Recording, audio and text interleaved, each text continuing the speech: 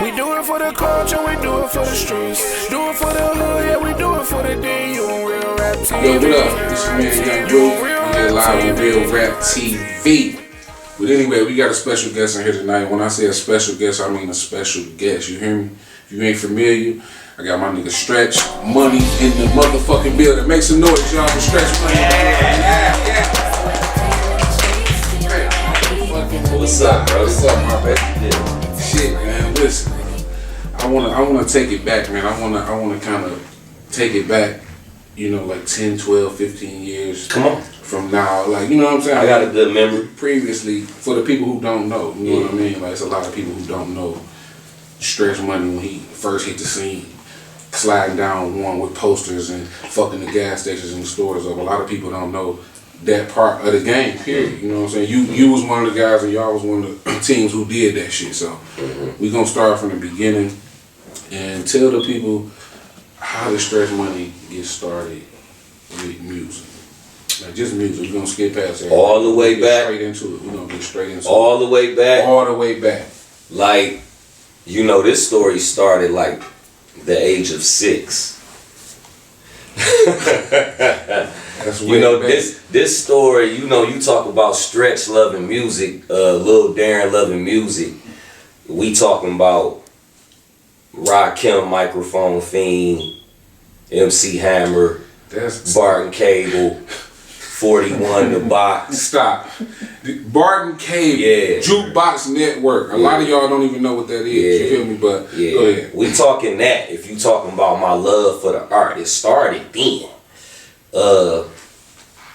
I started beating on the walls and shit at night before I went to bed. My mama didn't even see that I was on tip. I was making beats and boom, boom, boom. And next thing you know, I was playing with raps. And, you know, but it was just like, it was my secret. And that shit was a secret till I was like 14. And I let a homie of mine know that I got down, and he was like, I rap too. Let me hear it, nigga. You know what I'm saying? I spit, he was like, damn. And he spit, and I was like, damn. I'm like I felt like he was colder than me. So we talking about them type of origins, my nigga. For sure. You know, I don't know how far you want to go. No, back. that's pretty far back. That's pretty far. But let's answer your question though.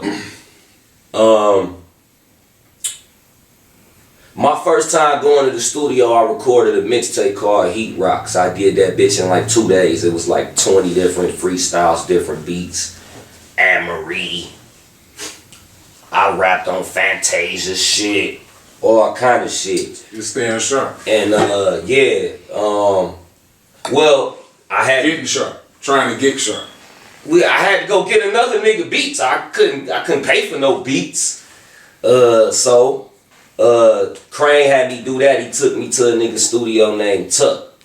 Tuck didn't give a fuck really how the shit sounded and how it came out. No offense to him. Yeah. But I didn't learn nothing there, and I knew like it was something more. And Crane knew it too. And next time I went to the studio, he took me to Hella. You know what I'm saying? Shout out Hella. Yeah, but the mixtape I recorded was called Heat Rocks. We pressed up 5,000 copies and gave them bitches out wherever we was at. We gave them all out. We gave them out until they was gone. And that started it. I've seen a couple niggas to this day say, "Hey man, what's up with that Heat Rocks?" And that shit be fucking me up. Do you have it? No, I do not. Not even a song. No. I remember like some of the shit I did. That'd be like the worst shit, like shit you had that was fired then and you don't have none of it. Man, I'm so much better. I was better on Take Buddy to Bake Buddy than I was with that. So let's get into that. That's what happened with that, man. I met Helluva and the story took a turn. Did you already have that idea? Like was that like did he send you the track first, or did y'all just like Take Money? Yeah. Did y'all just like get the beat and then you took it home, or was it just like a vibe right there? Interesting question. No. Well, yeah. I went to the studio just every time I went, I was recording or buying beats. He had the beat playing. like, you know, you come in the studio and the nigga working on it and shit like that, but it was pretty much done.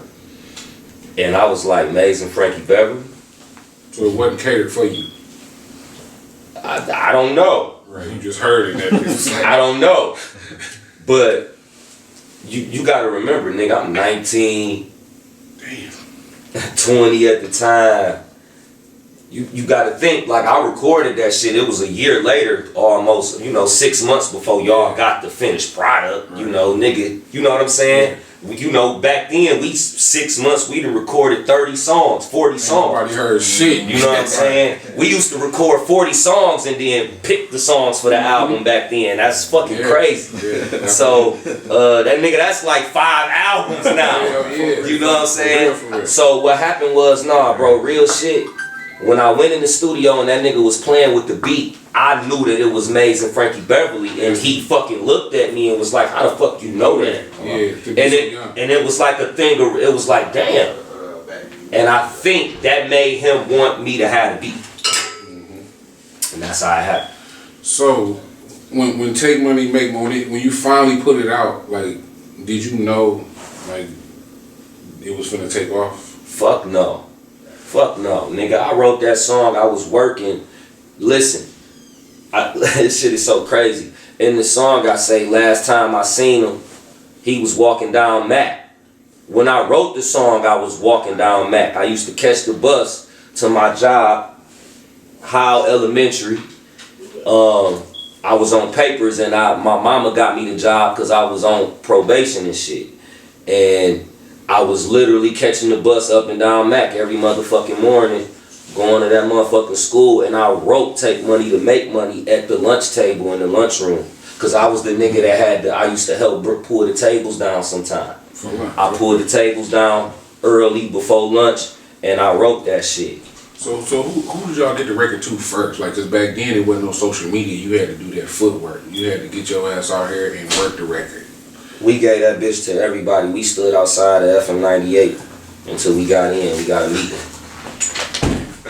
I didn't know that part. And when y'all finally got in there, like, did they just gravitate to it because you was Stretch Money, or they didn't know Stretch Money? No. It was more like what y'all want to do. What y'all trying to do? What y'all trying to set out to do? Why should we help y'all? It was more like that. Is this just gonna be a here thing, or is y'all getting this in other markets? You know what I'm saying? And what happened was, see, what you gotta understand, what people don't know is the real thing behind Take Money to Make Money is we have been pushing and trying to, you know, of course, get the record heard and bump going in the clubs and giving it to DJs in the club, shit like that, for months. Right. The radio stations had the records, them DJs, they had the records for months. Yeah. You understand? But it wasn't until the people of Detroit was calling and like, I want to hear this song. I don't know who it is. I don't know who he is. I could sing it to you. It'd be like, it takes money to make money. And they would be doing that. There was a demand for it. And them niggas, you know, why the fuck we don't got this record? They had that bitch. They had that bitch in the box with all the rest of the records. And that's how it happened. So many people kept calling the radio. I mean, it was all the grind and everything, but that put the icing on the cake. All them call-ins are just, and it wasn't us. It was just people genuinely heard the record at the backyard party and such, and it was just grooving. Nobody had shit to dance to. So look, y'all see that? He just told y'all, they stood outside the radio station, worked the record and everything. They had the song already. What got the bitch on fire was the people wanted to hear the fucking record. So sometimes it don't matter like how cool you is with DJ, you know, this, that, and the third. Sometimes your shit just get pushed to the side because the DJs got hundreds of records, bro. They got hundreds of records. Crane stood outside in the, Crane stood outside in the rain just to give our shit to 50 Cent. My shit. Only to get hold. Outside in the cold. Waiting in lobbies to bump into Jermaine Dupri. Only to get a nigga to tell you we don't take unsolicited music. You know what I mean? Y'all got it easy. But I love this easy shit.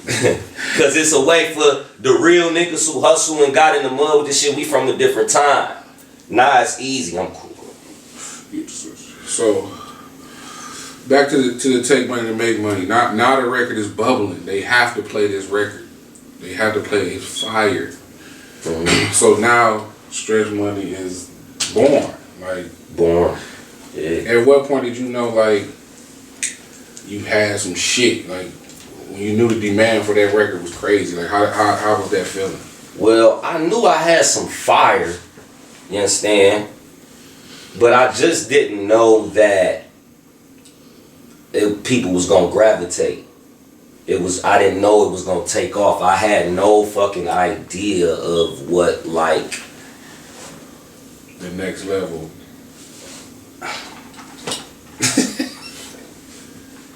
Not a clue.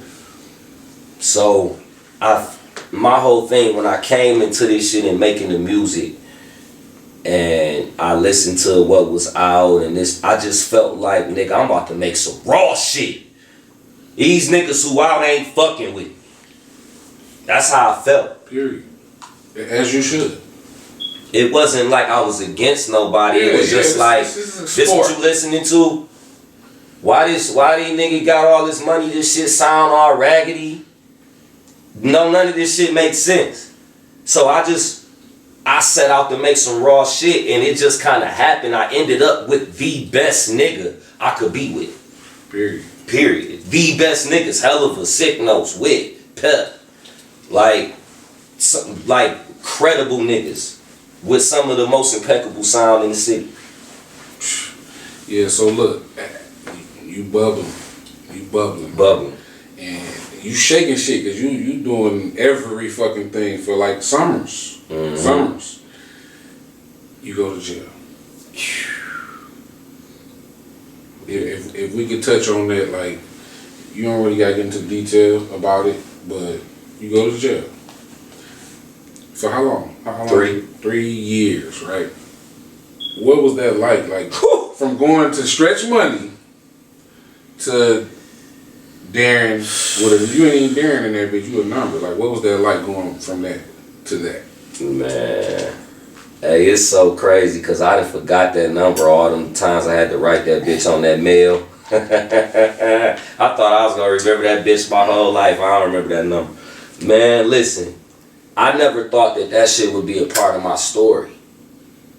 I ain't never think that I would like go to fucking prison. I'm a player. Right. You know?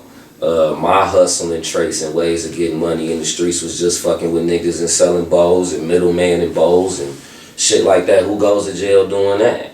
You gotta be stupid. So I never thought that like I would go to prison. I had been to jail in the county dozens of times. In the county, that's what, the weekend, get out, fuck it. You feel me? But no, prison, it was different, dog. And I really just, like you said, it demotes you down to who you are. All that Stretch Money shit or that nigga you think you is. Niggas come to prison and they tell 1,000 stories. They make up shit of who they is. They all kind of shit. But nigga, you're just who the fuck you is, your name, and you got on a motherfucking beige suit with a number on the back like me, and you hoping somebody answer your motherfucking phone call. That had to be tough on you, like mentally. It was rough. She helped me ride. Keisha helped me ride.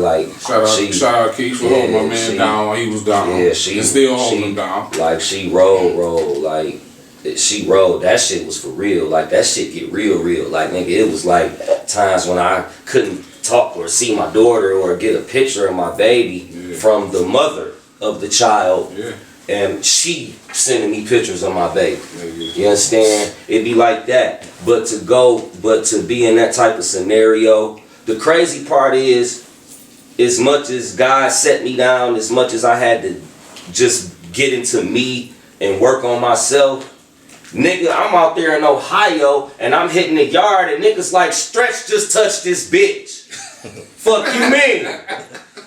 Nigga, when I hit Trumbull, shout out to all my niggas. Shout out to all my niggas in Detroit, niggas. We everywhere in the world, and we make sure you know we there. You feel me? When I hit Trumbull, oh man, them niggas, man, my niggas, man, it was niggas. I ain't know none of these niggas. These niggas, they blessed me. They gave me food, toothbrushes, blankets, etc. Whatever you need. Hey, look, man, you alright?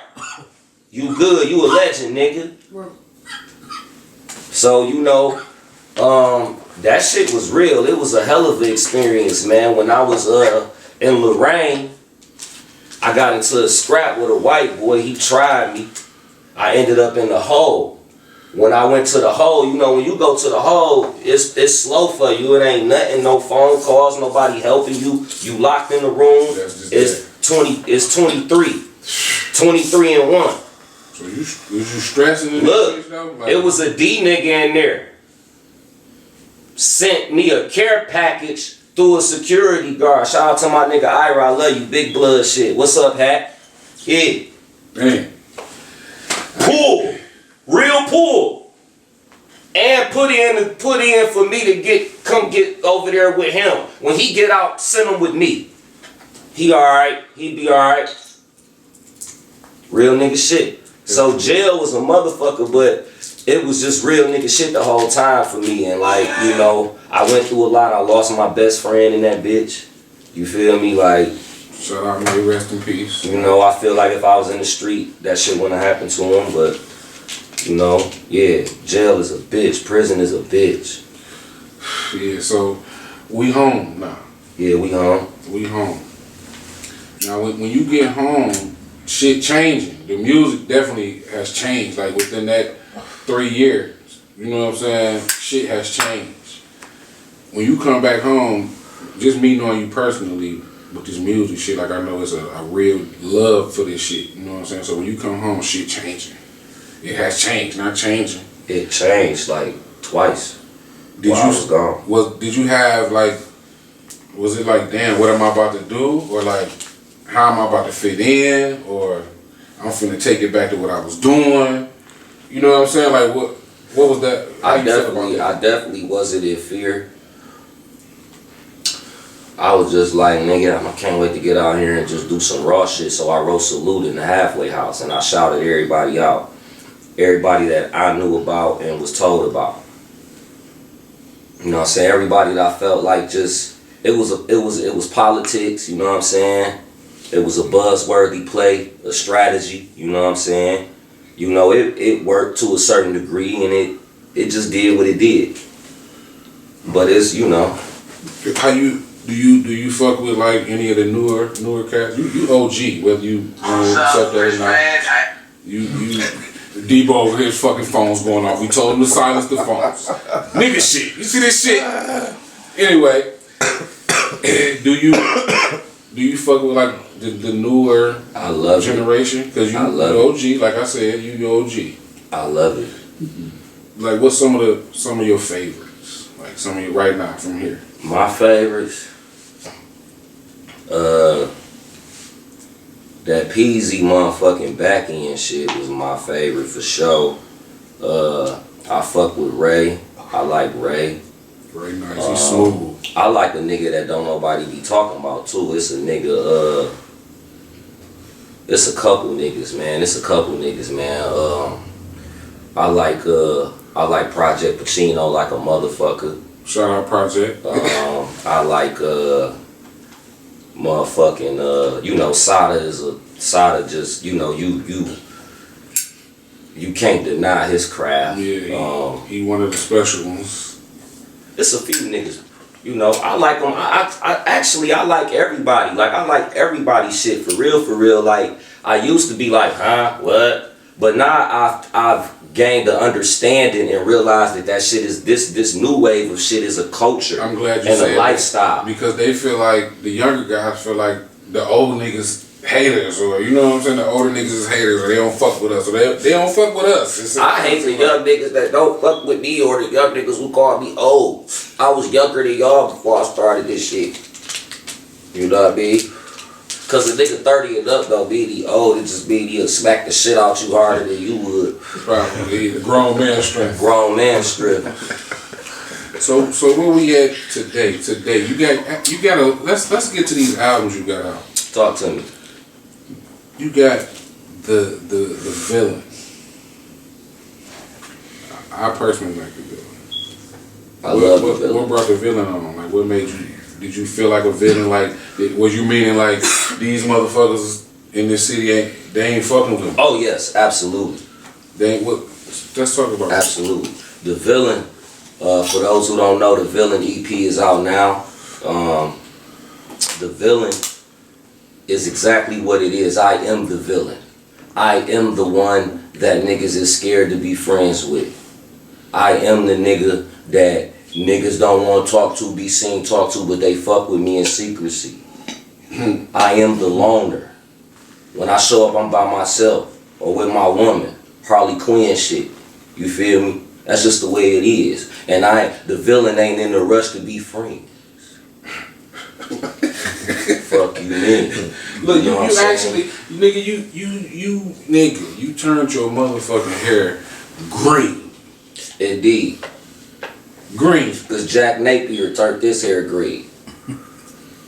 But you gotta be like, you gotta be somewhere mentally to even take that approach. I'm you know fucking crazy. and look, I know him personally. You know what I'm saying? When I say smart and intelligent, I ain't just saying it's because my brother. Certain niggas just, you know what I'm saying, just different. You know what I'm saying? He one of them niggas. So when he told me he was gonna do the green hair shit, I said, go for it. You know what I'm saying though? I was like, go for it, just because I know what he gonna put into it as far as, nigga, I'm on some shit, you know what I'm saying? Mm-hmm. So I appreciated that part. That's why the villain was kind of like one of my... Absolutely. I really never want... the wave, it ain't stopped. I ain't done. The villain is forever. And I'm all variations of the sort. You feel me? Like, if tomorrow I just want to be fucking Freddy Krueger, then that's who the fuck I am. You know what I'm saying? Like, really, this whole point, that's why I showed up to 107.5 as Stretchable Lecter. You just gonna interview yourself because I was gonna touch Pardon me, it's part of the villain. You know what I'm saying? This villain shit is levels deep for real. Yeah, now you said something about how you showed up to 107. That also was like genius to me personally. Like I said, not because you my bro, like just how you strategically put that shit down. It was like, damn, nobody never saw that shit before. Never. On no Cypher, on BET, none of that. Like, a nigga show up on a dolly dressed as Hannibal Lecter. Cause I'm finna kill shit in this motherfucker. Like, that shit was amazing to me. Now, that shit kind of brought a little controversy. Mm-hmm. You know what I'm saying? Can we touch on that? It brought hella controversy. And it was all from, you know, it's just like the Joker say. It's amazing what some matches and a little bit of gasoline could do. That's what this villain shit is all about. I said, I wasn't in the room with them. They was in the room with me. And I offended every rapper in the room. But I thought this shit was fucking sport. You know what I'm saying? I thought this shit was about shit talking. Niggas got all in they bag, emotional, all this gangster shit. Niggas gonna do this to me and shoot me, and they was gonna see me and fuck me up and all this. Nigga, okay, that's cool. Right. Rap your heart out, man. Nigga. So, you know, anyway, a lot of shit happened with that. I didn't mean to offend I didn't think that I would offend niggas and I would stir up what I did, but I know what it was. Niggas never take their hat off. And I made niggas take their hat off. Absolutely. And when they took their hat off, and for me to make a statement like that, it made niggas feel like, damn. I loved this shit, bro, because it's no excitement in this motherfucker. And that's what this shit is. This shit is entertainment. And then nobody did shit entertaining after that. Or before. It's back a little dead. No disrespect to what nobody is doing, but like that shit wasn't, like niggas took that shit a whole nother way. Like niggas start threatening niggas. That shit corny, bro. Like we a culture, bro. That's why we kind of fucked up and can't get in this motherfucker, because niggas take shit farther than what that shit need to go, bro. Niggas ain't even want to get on the phone with me about a caption. I didn't mind getting on the phone. This is my brother. You know what I'm saying? Like anyway, like I said, this shit is hip hop. You know, dog ain't even appreciate me thanking him. He thought I was being sarcastic, and I want him to understand that history was made, and a tone was set, a precedent was set. That shit, it can be done again if a nigga is raw and got the balls. But what I was bringing was entertainment to the game. That's all I wanted to do was bring entertainment to the game. You did, because when I watched it on YouTube, I saw every person in the room with their phones recording it. It was very entertaining, bro, and I appreciated it. You know what I'm saying? Just for the culture, that shit was exciting for me. I was like, damn, a nigga decided to do some whole different shit. You know what I'm saying? It worked. It worked. You know what I'm saying? Yeah. Whatever plan you put together, this shit worked. It worked. And I can appreciate that. My whole thing was to make people talk. Make people remember, recognize who the one nigga is with this shit. And whether you talking about me good or bad, that was the whole point. That's what niggas didn't understand, and it was a whole lot of that, so I won. For sure. You understand? But that's what I set out to do. Yeah. Is to make y'all talk, good or bad. I don't give a fuck who is this nigga, this green hair, what is he? Call me a faggot, I don't give a fuck what you say. I'm playing a bigger game. And everybody played checkers while I was playing chess. Simple as that. Is y'all good? Like from that to now, that was what? Oh, everything is good. Everything is good. I mean, what could it be? Right. For sure. So from then to now, where are we now? Tell them. Right now, we are at Lil Darren from the Way. Lil Darren from the Way is my new shit.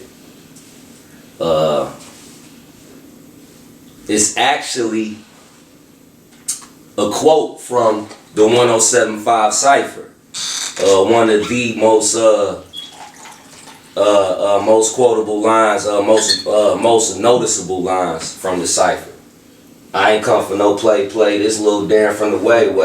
You feel me? And really it just mean, you know, I'm just, it's a tribute to where I'm from. It's sentimental to me, Lil Darren. I wanted to get back into who I was, and plus it's really just tapping back into every time people, and which is still a lot of people that are unaware that I'm like back around and been dropping shit.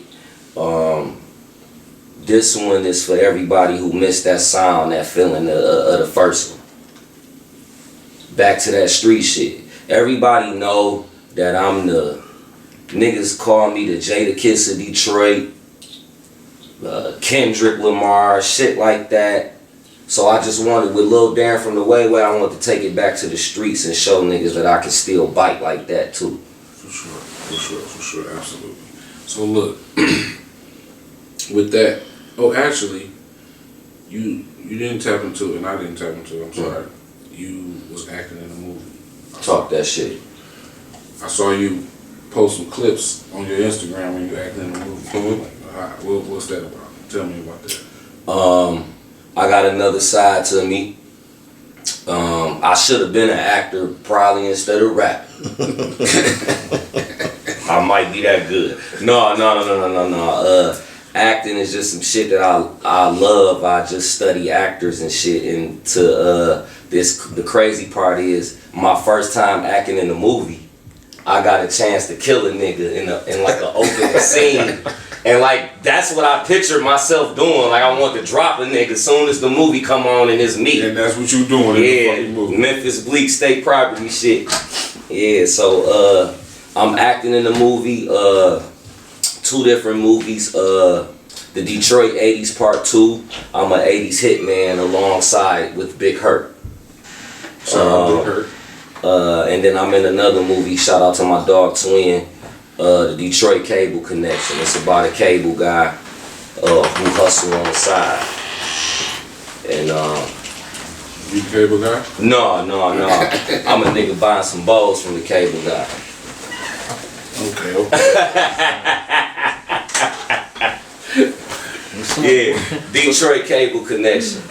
Shout out Detroit Cable Connection. We gonna get up out of here, man. We want to thank Stretch Money for coming out to Realraptv, man. I got a special guest in this motherfucker. My nigga Roddy Booker in this motherfucker. Feel.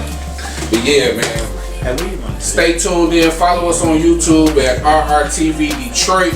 Follow us on Instagram at Realraptv Detroit, man. I'll let you motherfucking go. I ain't got a homeboy in the zone, a zone of my own. Got my hands on the chrome, poking out the hip on the side of my bones. You know that I'm a ride. This is not a test.